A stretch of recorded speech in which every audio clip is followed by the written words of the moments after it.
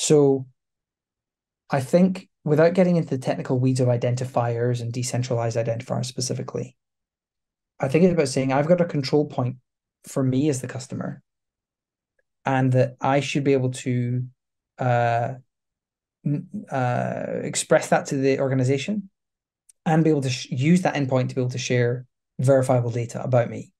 So the organization can trust where the data came from. It's not just being self-asserted, but it's Jamie controlling the way I interact with the organization. And why does that matter? We often so often think about digital identity and digital identifiers being a digital thing, a kind of an online thing, remote onboarding, all those types of interactions. If I've got an identifier that I control, I will use that in store. I'll use that, I can prove that it's me again. How often have you gone to a hotel and they've said, "Hello, sir, have you stayed with us before?" I'm like, "I was here 3 weeks ago. You have no idea it's me."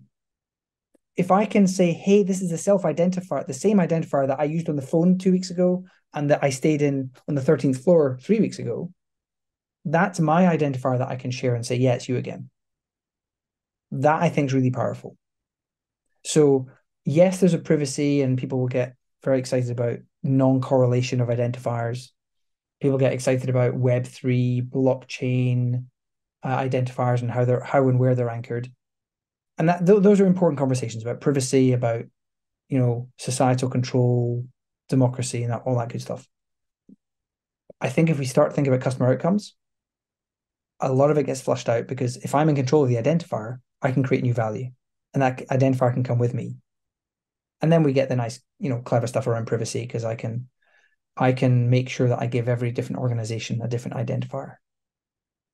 And that's probably a separate rabbit hole podcast on its own, around decentralized identifiers. And there are many more experts than I to talk about that. But I think when you think about customer outcomes, what businesses really want, I don't think organizations want to surveil people. I think they want to drive revenue, build great customer experiences at low cost. And having a customer in control of the identifier helps them do that.